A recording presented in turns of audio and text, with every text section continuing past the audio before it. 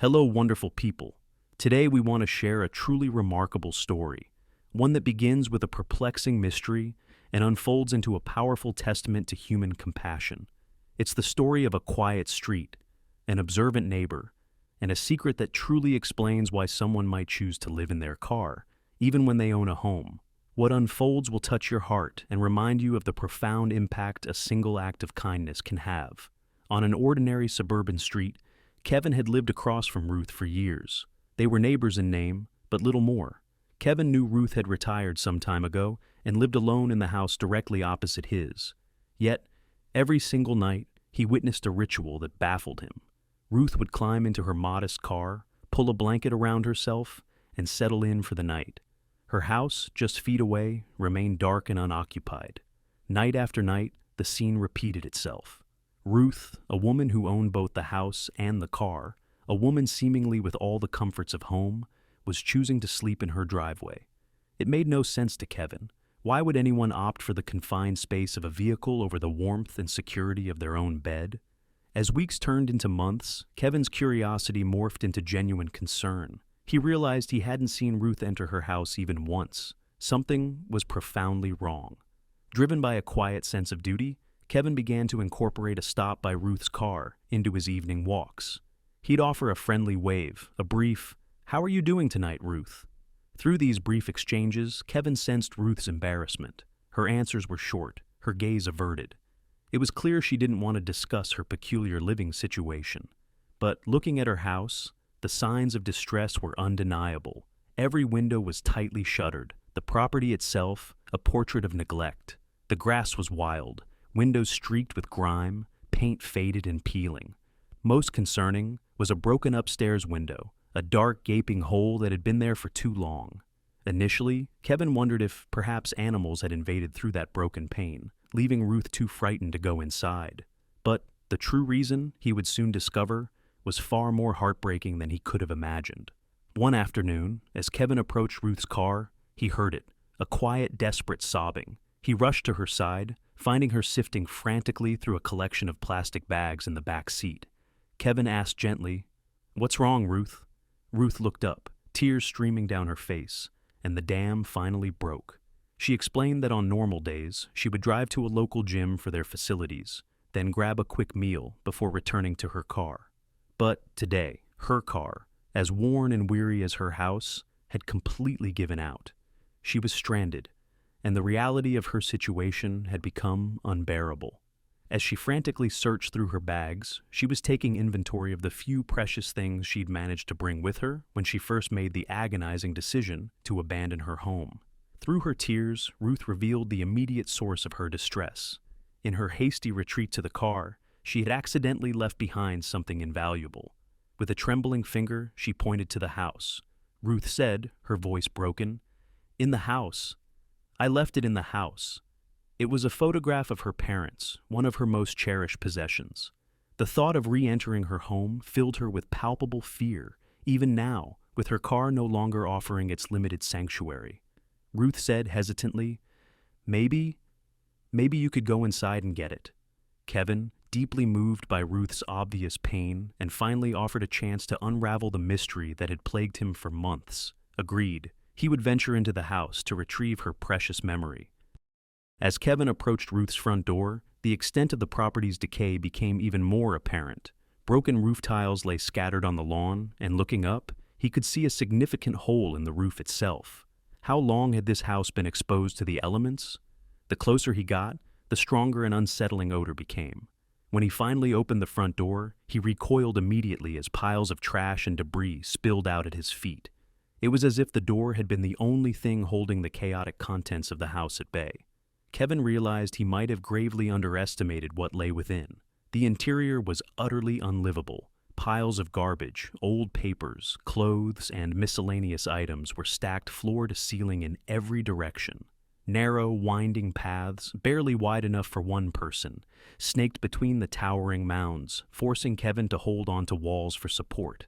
The smell was overwhelming, a suffocating mix of decay, dampness, and something indescribably foul. It was immediately clear no human being could safely or healthily live in these conditions. Despite his shock and the formidable challenge, Kevin was determined. He would find Ruth's precious photograph. It was a true needle in a haystack situation, but he couldn't bear to disappoint her. The kitchen, he quickly discovered, was the source of the most offensive odors. Dirty dishes, long forgotten in the sink, were covered in layers of mold and decay. He had to cover his nose and mouth with his shirt just to breathe. Every room told the same grim story. Decades of belongings, papers, magazines, and personal items piled to the ceiling. Living in a car suddenly seemed like a perfectly rational choice compared to navigating this hazardous environment. Kevin decided to approach the search systematically. He found a pile of older-looking papers and began carefully sifting. He knew this could take hours, or even days. The sheer volume of accumulated items was staggering. The mess was so old and undisturbed that Kevin had to find some gloves and a face mask to protect himself from the clouds of dust that billowed with every disturbed item. Some of these things clearly hadn't been touched in decades. It was painfully obvious that Ruth, despite her age, could never have possessed the physical strength to manage the literal tons of belongings that had consumed her home. After what felt like endless searching, Kevin picked up an old leather-bound book, and a hopeful feeling stirred.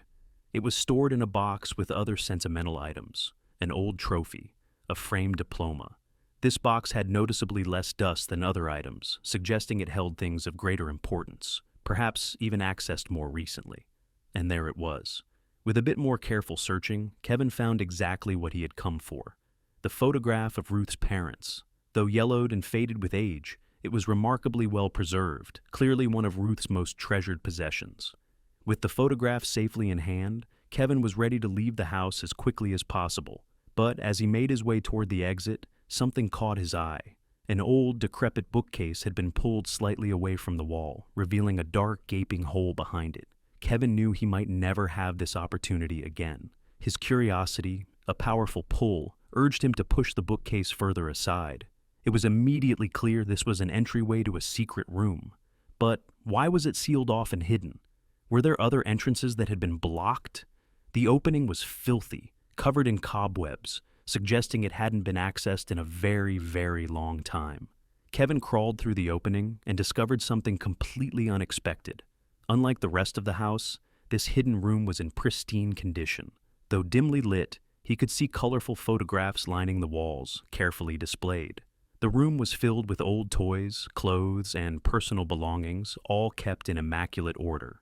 As Kevin looked around this one clean, untouched space in an otherwise destroyed house, he wondered who it had belonged to, and why Ruth had felt compelled to preserve it so carefully, while allowing the rest of her home to fall into such chaos.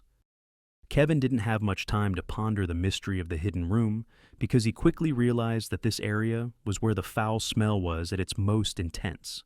In the hallway adjacent to the secret room, he made a disturbing discovery that explained everything. The ceiling was covered with a thick, ominous layer of black mold. Kevin recognized this as extremely hazardous, potentially deadly in high concentrations.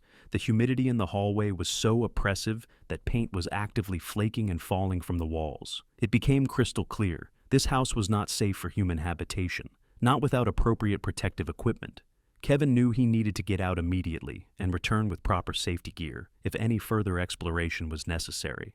When Kevin emerged, he immediately told Ruth that her home was no longer safe. Hearing about the extensive mold contamination, Ruth's reaction was a mixture of sadness and a strange, profound relief. They agreed. Professional help was desperately needed. Kevin returned with protective gear, but quickly realized this job was far too immense for one person to handle safely. A mold remediation specialist was called. After a thorough inspection, the specialist delivered devastating news to Ruth.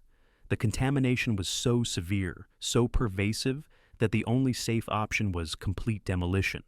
The structure would need to be brought down in a controlled manner, ensuring the safety of the neighborhood and the workers involved. The crew, seasoned professionals, told Ruth her situation was among the worst they had ever encountered. The mold simply couldn't be safely cleaned without posing serious health risks to everyone involved. There was only one solution, and it meant that nothing would be left of Ruth's house by morning. In an extraordinary turn of events, and with all necessary permits secured and environmental concerns addressed, The local fire department was called in for a highly unusual but critical mission.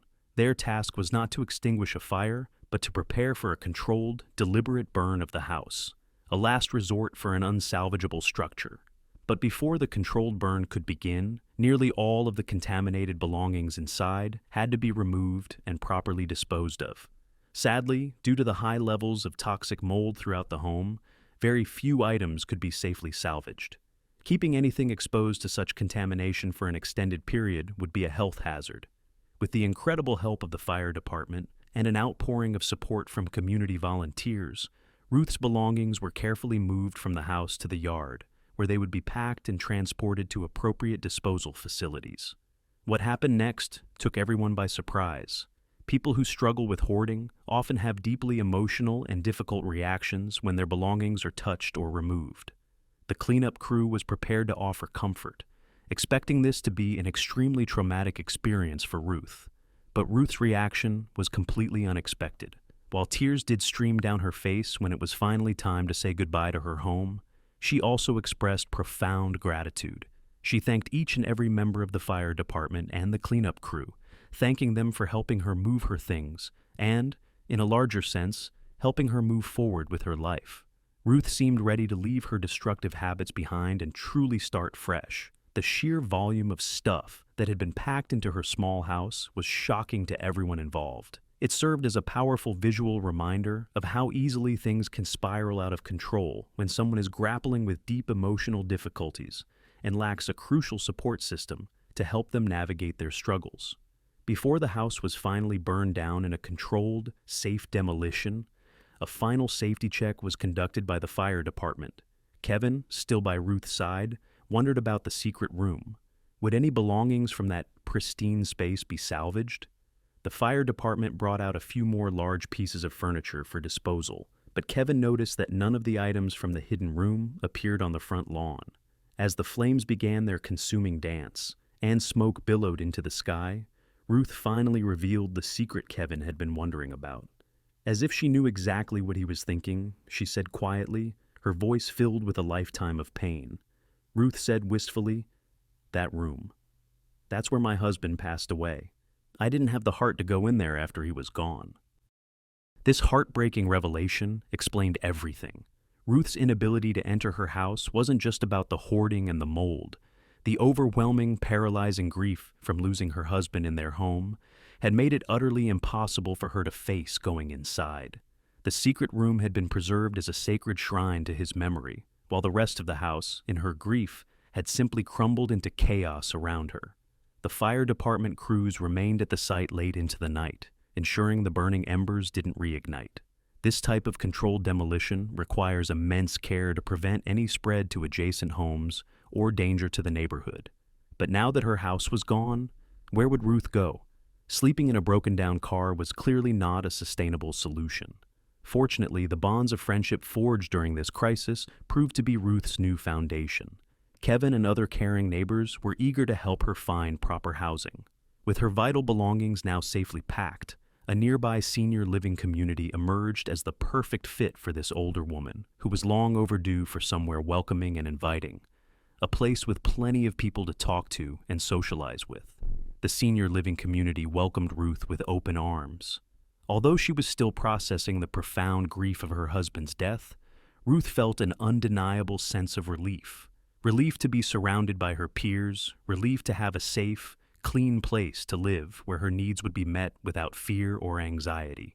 Ruth's quality of life improved dramatically after she stopped living out of her car. She began an exercise regimen, started eating nutritious meals instead of the fast food she had been surviving on, and she maintained regular contact with Kevin, often thanking him for being the catalyst that transformed her situation. Most importantly, with the support of new friends and the space to heal, Ruth was gradually able to let go of her hoarding habits and begin emotionally recovering from the devastating loss of her husband. It took the unwavering support of loyal friends and their honest, caring intervention to change her situation and make her life better in her golden years. This incredible story shows us how a single act of neighborly concern can completely transform someone's life. Kevin's willingness to check on Ruth, to bravely enter her dangerous house, and to help coordinate professional assistance made all the difference. It was the crucial turning point between Ruth continuing to deteriorate in isolation and finding a clear path to healing and happiness. Ruth's story also serves as a powerful reminder that hoarding behaviors often stem from deep emotional pain and trauma rather than laziness or carelessness. With proper support, understanding, and professional help, even the most challenging situations can be turned around. Sometimes, all it takes is one person who cares enough to get involved. Kevin's compassion didn't just change Ruth's life, it gave her hope for a brighter, healthier future. What did you think of this inspiring story? Have you ever witnessed a neighbor who needed help but was too proud or scared to ask for it? Let me know in the comments below. And if this story touched your heart, please give this video a like and subscribe to our channel for more amazing stories of human kindness and resilience.